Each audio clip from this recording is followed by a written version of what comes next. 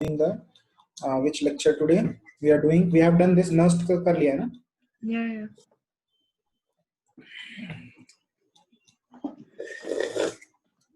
अच्छा, नर्स की बात ना क्या है कि there is something called Faraday का है, ठीक है लॉ। मैं तुमको कॉन्सेप्ट बता देता हूँ, ठीक है? एक बार रीड अपने आप कर लेना, okay? I've already read. You have read it? Yeah, I read the entire chapter, no, because test is on Tuesday sometime. Like, I can do questions, like, at that time I could. It's not, I don't know what there is to it. I learned, like, formulas and stuff like that. अच्छा ठीक है, तो मैं concept से derivative कर देता हूँ, ठीक है? फॉर्मूला तुमको आता ही है, अप्लाई करना आता है ना? Dude, you teach everything, never mind.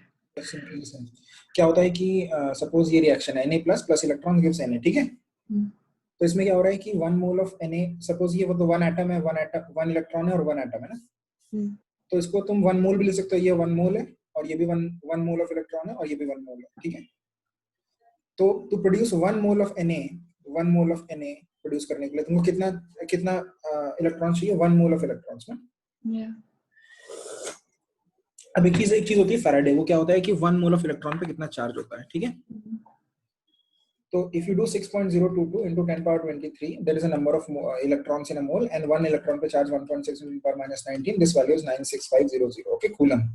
Okay, this is the charge on 1 mole of electron. It is also called 1 farad. 1 farad or 1 Faraday, I think. इसे पढ़ लेना, ठीक है? क्या है? ठीक है, तो ये 1 farad बेसिकली चार्ज चाहिए तुमको 1 मोल ऑफ Na को डिपॉजिट करने के लिए ना? Yeah. So one sec before you say, did you teach Kohlrausch law, like the molar concentration thing? वो नहीं पढ़ा है मैंने. Okay, fine. That's. Are you asking did you teach or do you teach? Did you teach? No, I did neither did nor not do. Oh, okay. I hate that thing. Okay. क्या तुम्हारे school में समझ में नहीं आया क्या? No, it's fine. I'm just asking what all you haven't, because I'm looking at the book. Example, aluminium है ना? एल्युमिनियम में 1 मोल एल्युमिनियम के लिए कितना इलेक्ट्रॉन्स चाहिए? 3 मोल्स इलेक्ट्रॉन चाहिए, यानी कि 3 फैराड चार्ज चाहिए, ठीक है? ठीक है, समझ में आ गया ये? ठीक है, तो अब बस इतना सिंपल है, 1 फैराड चार्ज चाहिए। अब देखो Q क्या होता है? Q क्या होता है? IT होता है।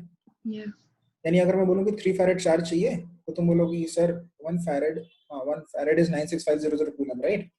96500 coulomb into 3 is the number of coulombs you need. और मैं पूछूंगा यार देखो 1000 एम्पियर करंट है, कितने टाइम के लिए चाहिए? तो तुम टाइम निकाल सकते हो यहाँ से ना? समझ में आ गया ना? बेसिकली ये याद रखना है, Q is IT और दैट्स ऑल, ठीक है? तो अभी जैसे कि सपोज फॉर एग्जांपल अभी इसमें ये देखो कि अगर तुम 1 फैराड चार्ज पास करते हो, ठीक है? सपोज एक कोई मेटल है M2 plus Mn plus, suppose ऐसा उस metal Mn plus n electrons gives m, ठीक है? क्या है कि उसमें n इलेक्ट्रॉन्स इन्वॉल्व हैं। अगर तुमको 1 मोल करना है मेटल का, तो तुमको n फैराड चार्ज चाहिए ना? n farad.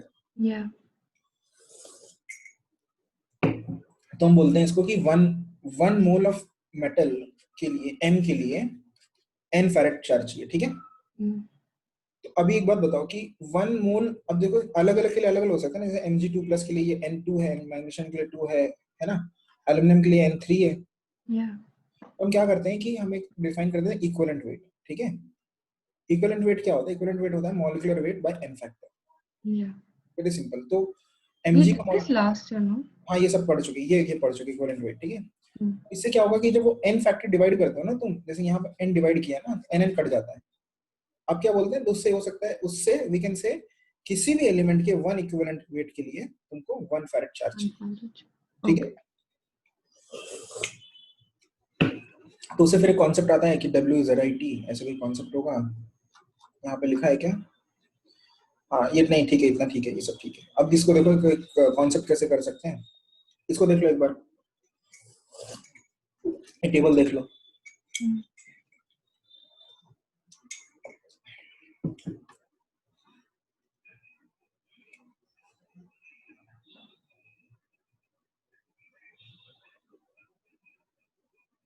What is moles by farad?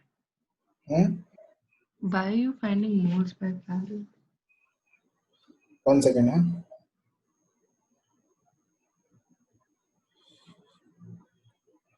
एक मिनट। Mm-hmm.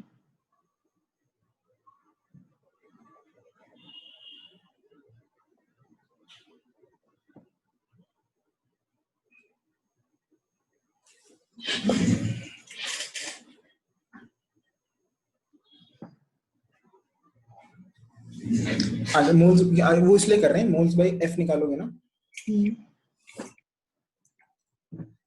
तो उससे पता चल रहा है कि जैसे ये चीज क्या बता रही लास्ट वाली, moles bye farad, one half मतलब कि एक फैरेड अगर पास करोगे तो कितना डिपॉजिट होता है, कितना मोल्स डिपॉजिट होता है? So wait, if you pass farad, 1 farad, half mole is deposit. हाँ देख लो ना। Oh yeah.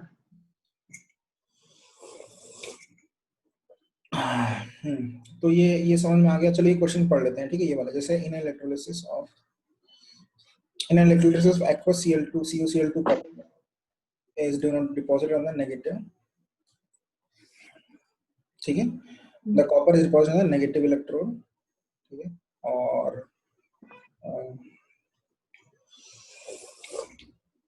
देखो कॉपर का रिएक्शन है Cu2 plus 2 electrons gives Cu, right? Yeah. कितना कितना 2 ampere current is pass for 1 hour, यानी कि कितना Q पास हुआ है, Q is 2 ampere, 2 into 1 hour कितना होता है, 1 hour is I think 3600 seconds ना। Yeah. सही है ना ये? Yeah. तो अगर ये 3000 1 second,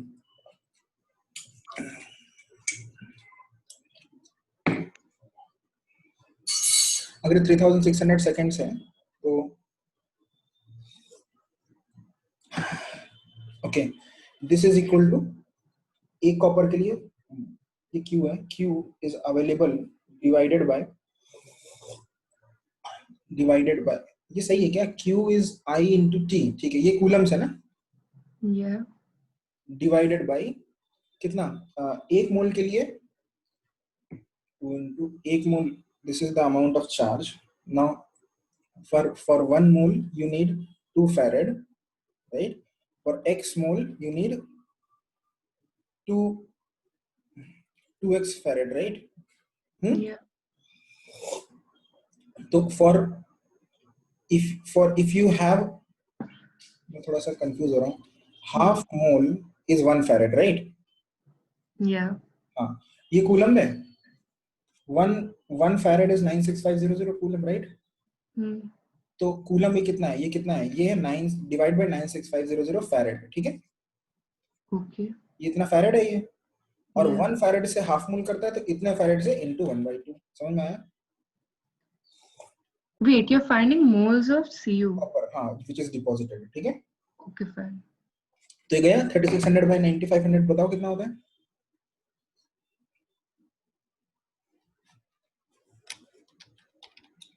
nine six five zero 0.037. 0.037, तो 0.037 है इनटू ये मोल्स है, वेट कितना है 63.5, ठीक है, इनटू 63.5 कर दोगे, आंसर आ जाएगा That be those many grams of copper. या 2.36 grams, ठीक है।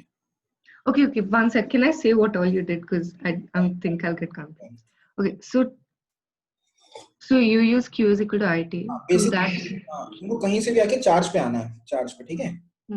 हाँ, तो IT से, हाँ बोलो। So you got the entire charge that would be there. Then you divide it. Then you divide it by farad to find number of farad. Then 1 mole of copper, you need 2 farad of electrons. So from that you calculate. Okay, fine, yeah, please. ठीक है, तो 2.36 ग्राम है। और देखो chlorine का liberation में याद रखना है, जैसे मैंने तुमको ऊपर दिखाया था ना, क्लोरीन का क्या रिएक्शन था, ये रिएक्शन था क्लोरीन का, ये था ना। Wait, in the exam they won't give the reaction. In the exam will they give the reaction? देखो नहीं दिया ना इसमें। यहाँ देखो ये लिख लो 2Cl minus gives Cl2 plus 2 electron minus, right? तो इसको मैंने साइड में लिख लेता हूँ 2.36 ग्राम, ठीक है, और इसको डिलीट कर देता हूँ।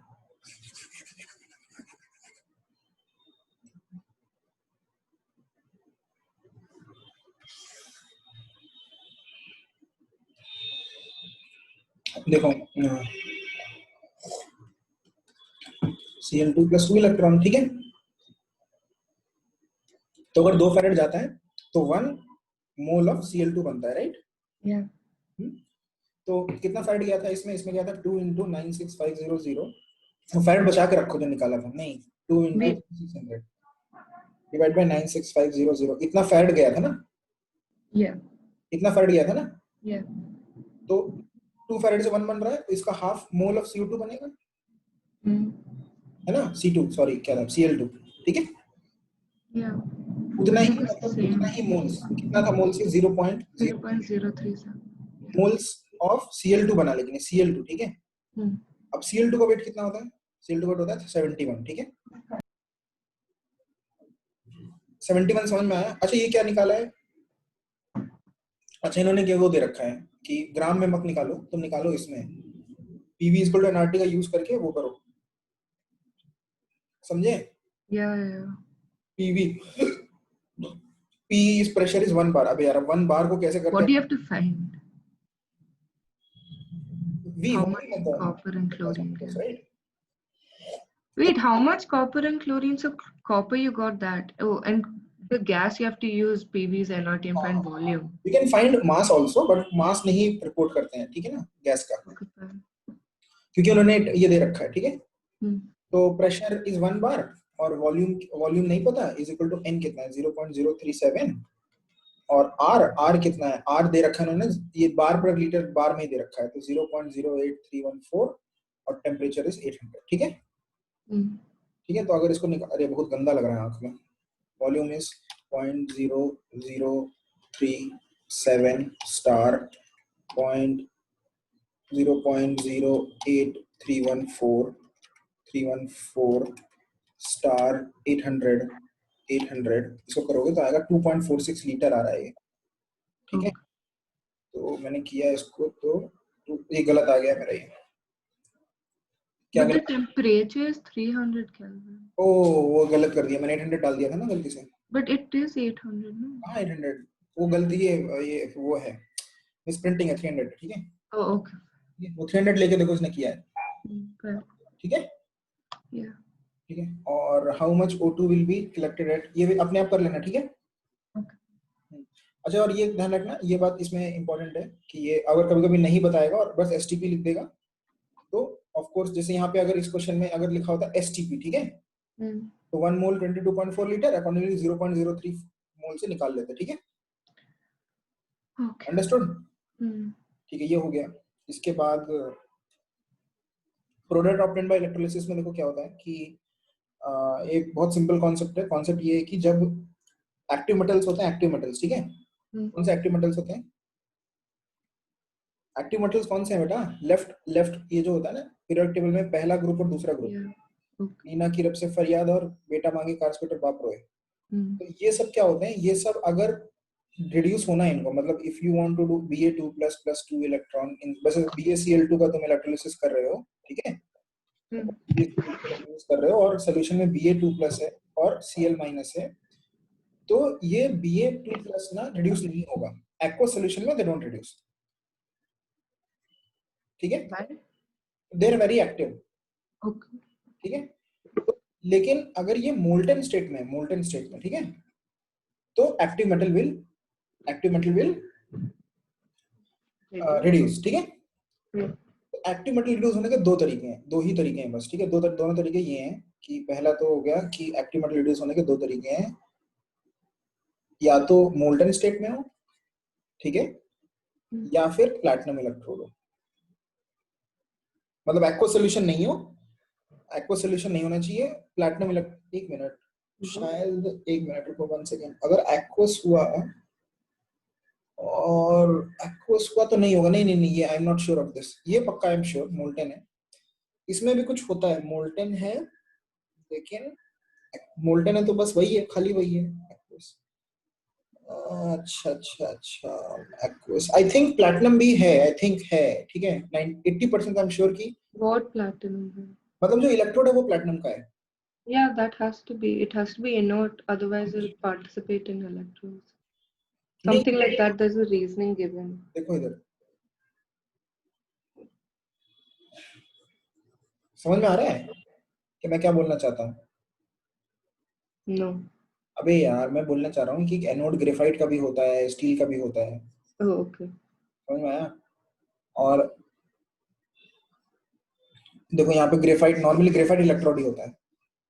ओके। ठीक है, तो प्लैटिनम देखो होता इसलिए है, ये इसलिए होता है क्योंकि जब जहां भी NaCl एक्वस सोल्यूशन है ना, अगर एक्वस सोल्यूशन है तो Na+B और Cl-B और साथ में H+B और OH-B, राइट? तो एक्वस सोल्यूशन में ये वाला इससे पहले रिड्यूस हो जाता है। H+ विल रिड्यूस पहले Na+ से, ठीक है?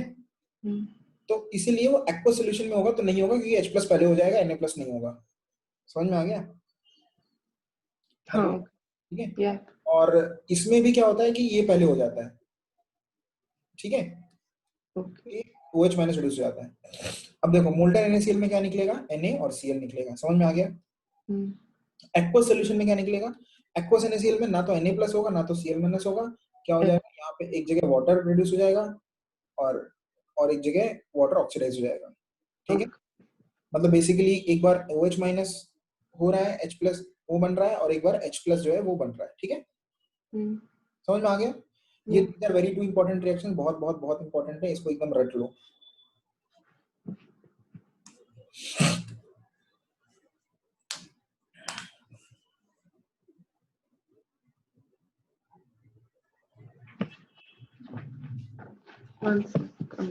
रट लिया? One sec.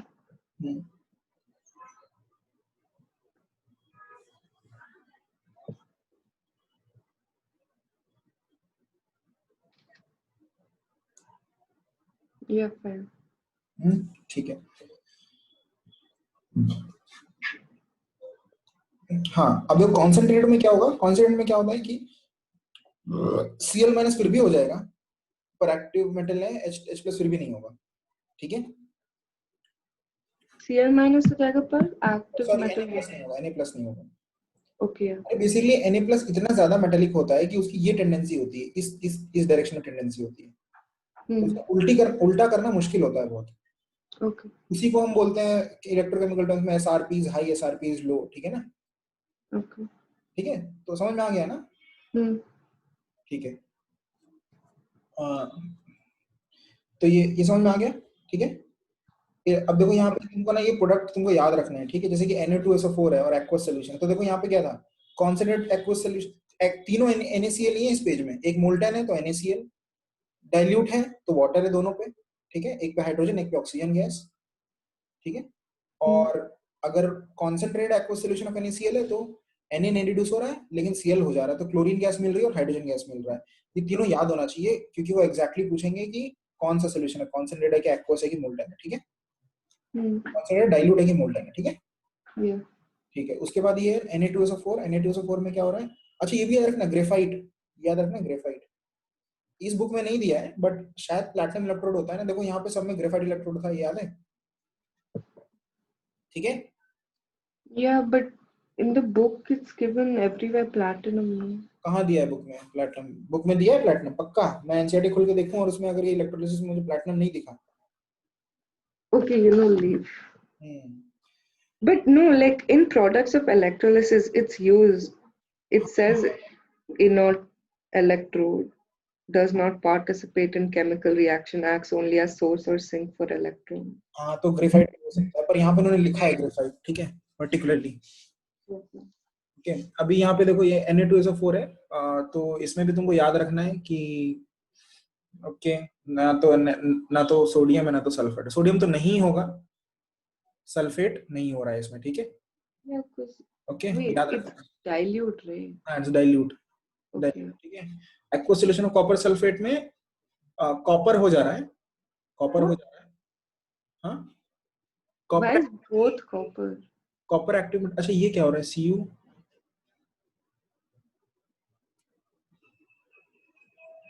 Anode net reaction copper anode, ये क्या हो रहा है? ये नहीं समझ में आ रहा मुझे,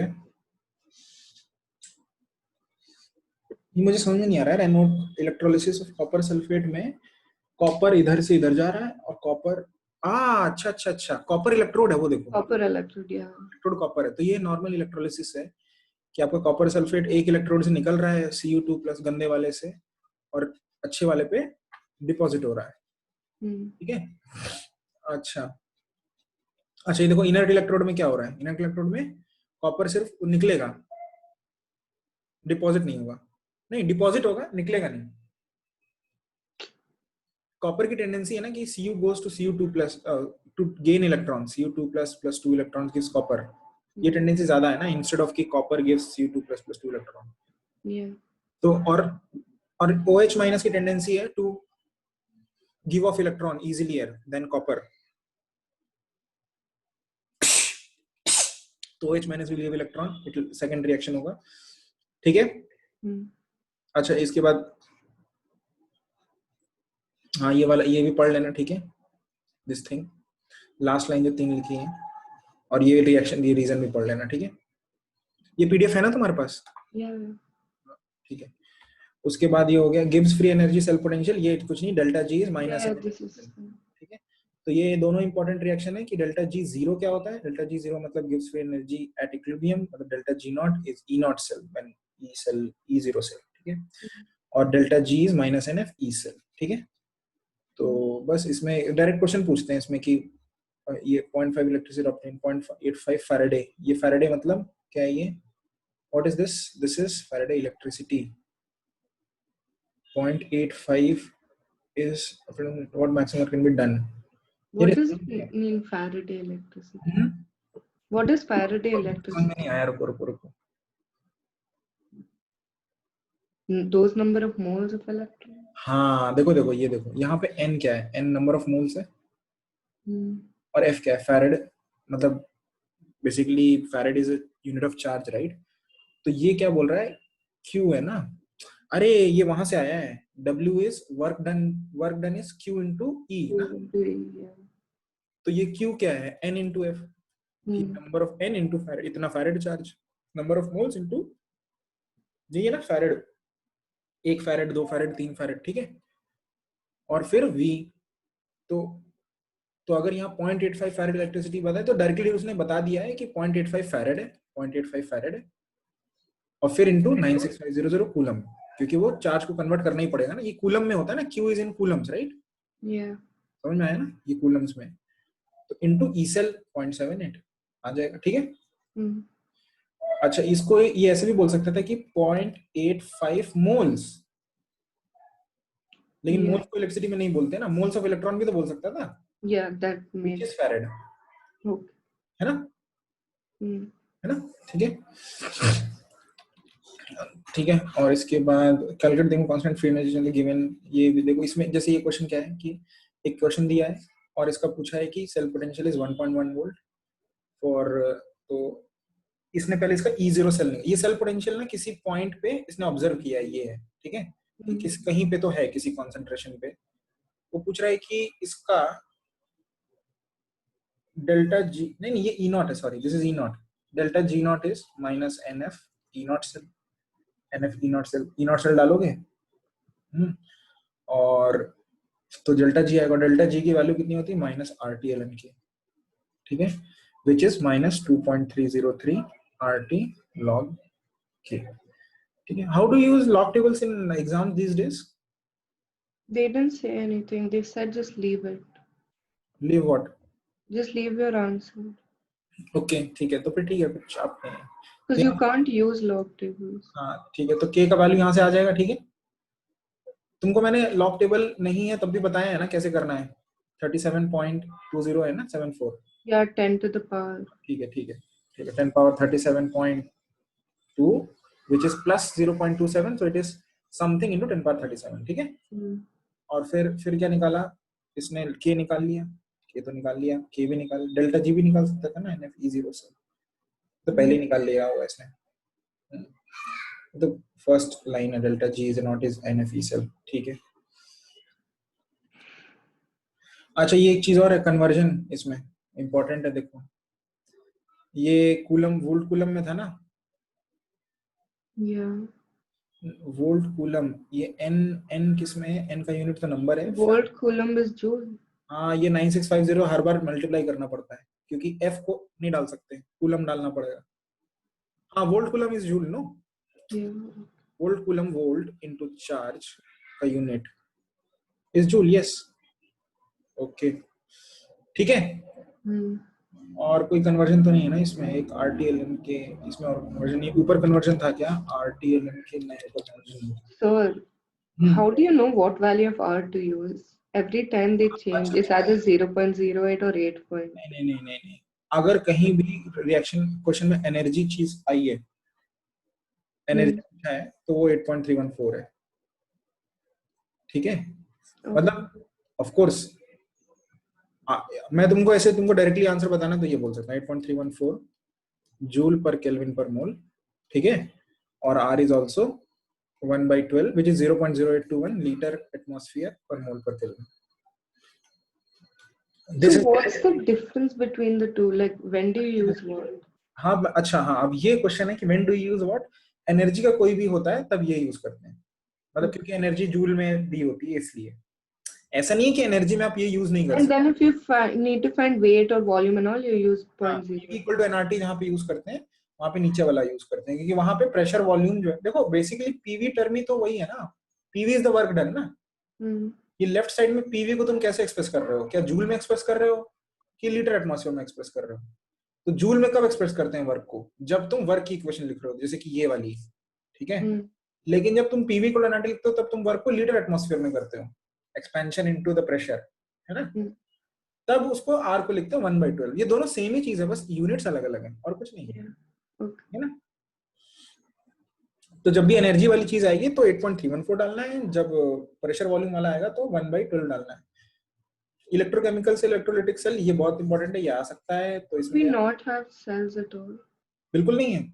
नहीं, ये मुझे एक चीज और पढ़ानी है, बाद में पढ़ाऊंगा, अभी मुझे जाना है मैसूर। मैसूर? मेरा कल बर्थडे है, मैं जा रहा हूँ मस्ती करने। Seriously, it's your birthday tomorrow? Yes.